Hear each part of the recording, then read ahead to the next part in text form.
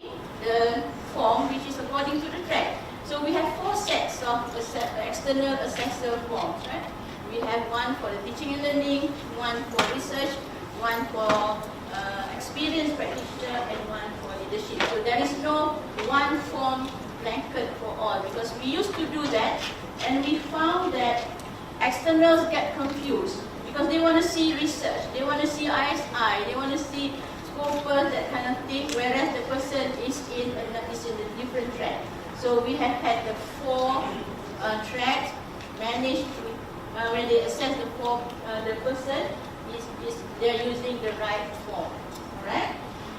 Okay, so this is how the system looks like actually. That's me.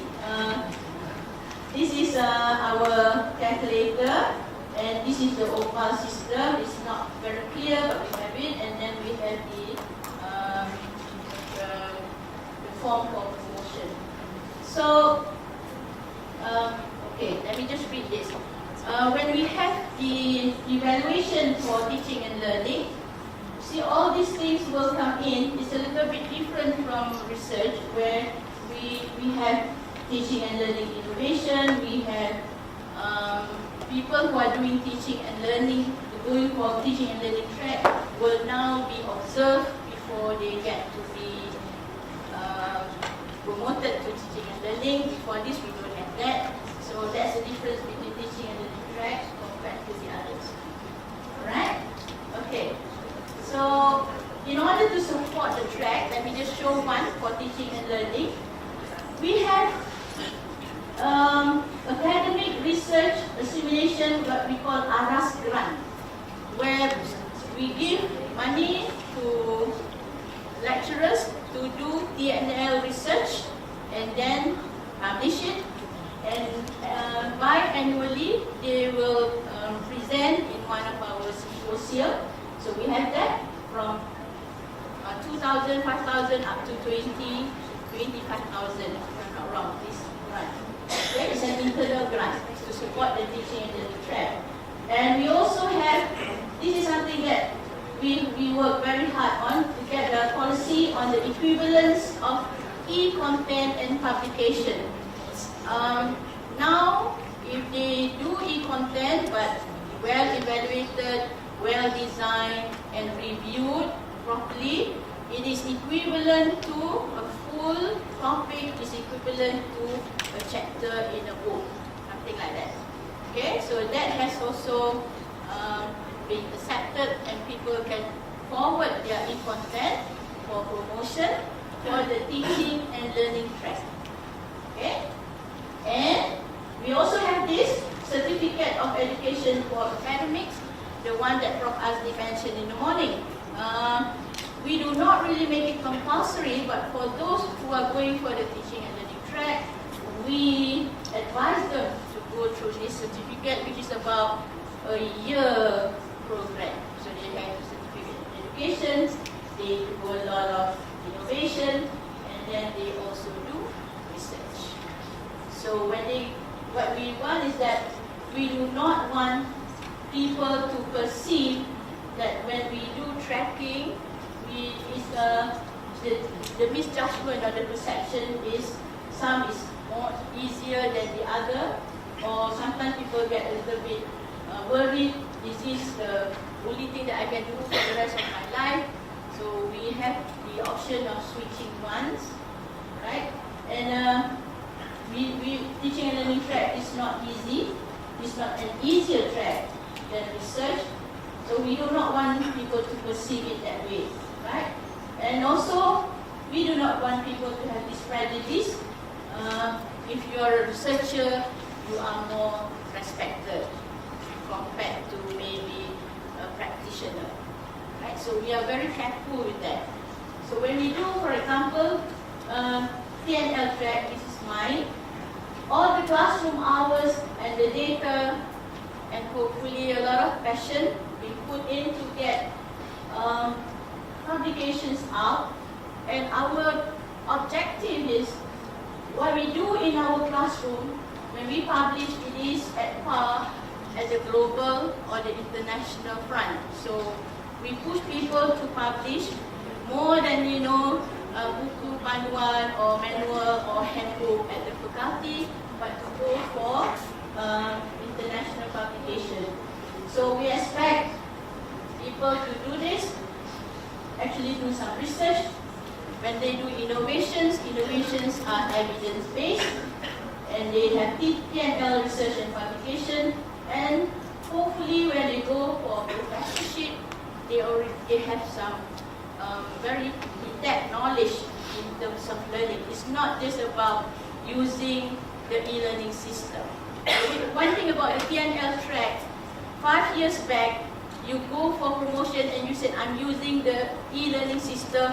People say, wow. Today, you go tell people, I'm using the e-learning system, I've uploaded 100 content. Nobody is going to say, wow, you are a professor of teaching and learning. Because for teaching and learning track, teaching and learning is actually a very progressive field. So if you used to, you're very proud of your Edmodo ones, Edmodo will not bring you to professor level now. So you have to keep on doing things, innovating, and making sure that the students actually benefit from what you do. Okay, so let us look at the case of the experienced practitioner, right? So this is something that we have in UITM. Let's just read this, not all. So this person said he had nearly 10 years of engineering applied knowledge. I also met one, 11 years as an architect, managed billions and projects that cost billions, and now came into UITM. And this person said, when I was enrolled into academic, there was too much envy.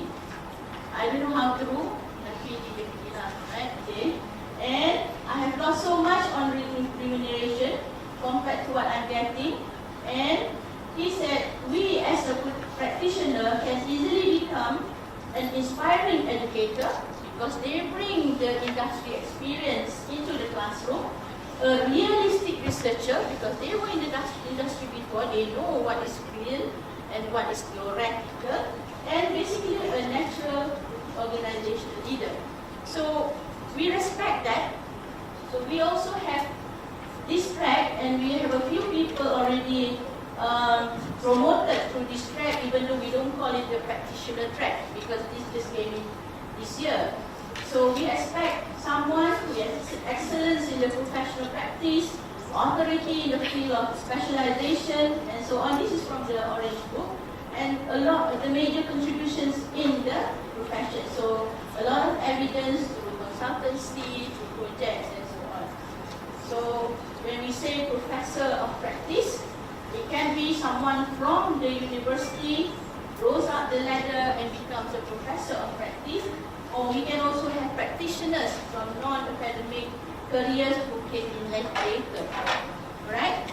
So we want them, even though we want them to do this, I mean, this is something that we want them to move from. You know, this mindset of doing everything, generalist, up to here, grandmaster. So basically, many of them are here at the specialist level. So in UITM, the professionals are in a number of fields. Let me just mention medical and health sciences. We have many in architecture, surveyors, engineers, or law. Yeah, we have from Shad, for example, and now we have accountancy, CPAs, and so on. Journalism, music, and the creative arts. So this is our niche area: creative, media, and technology. UITM niche area. So we have when we go for evidence and indicators for the professional practice, we look for this. Are they referred? Do they get invited for keynote address or panel or consultancies?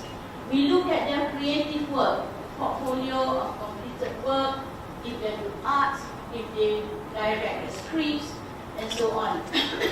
And we also look at publications, not to say they don't publish. They also have articles, books, guidelines for professional practice, and they have published art criticism at international level. That because we have many from the art at the moment. Innovation, of course, awards, and do they bring income generating? Do they generate income? So these are basically the indicators or what we look for when they come in with through the professional track. So let me share. This is our professor of practice. Excellence experienced practitioner. Okay.